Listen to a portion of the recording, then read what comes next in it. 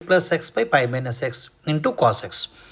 Here the concept is f of minus x is equal to minus f of x. Then we say f of x is odd function. Odd function. Similarly, f of minus x is equal to f of x. Then we say it is an even function. So in this particular, what we see is log of pi plus x by pi minus x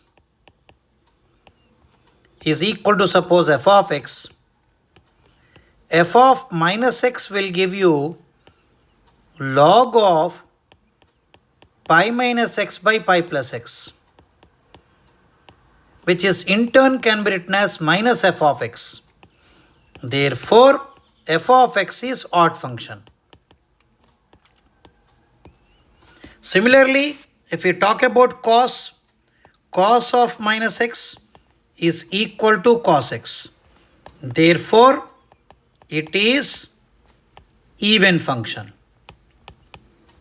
So in a given problem, if we split the integrals into two parts, minus pi by 2 to plus pi by 2, x square into cos x.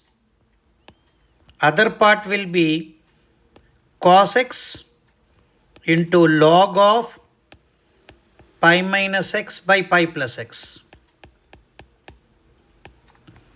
dx.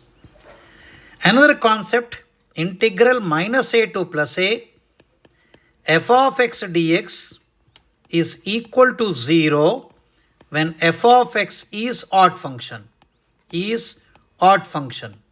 Similarly, this is equal to 2 times of 0 to a when f of x dx is equal to 2 times of whenever f of x is even function.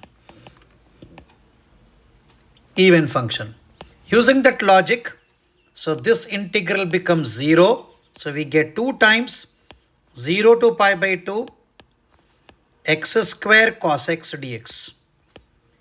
Here we use the shortcut for this 0 to pi by 2. Actually, it is a product rule. We write x square. Integral of cos x is sin x minus differentiation of x square is 2x. Integral of sin x is minus cos x plus differentiation of 2x will give you 2. Integral of minus cos x will give you minus sin x. Now if we put the upper limits, if we put 2 is outside, if we put pi by 2, we get pi square by 4. Again, cos pi by 2 is 0. Again, we get minus 2. Because sin pi by 2 is equal to 1. For lower limit, this is 0, this is 0, and everything will become 0. So this will give you pi square by 2 minus 4 is the required answer. So what are the concept? Two concepts are used here.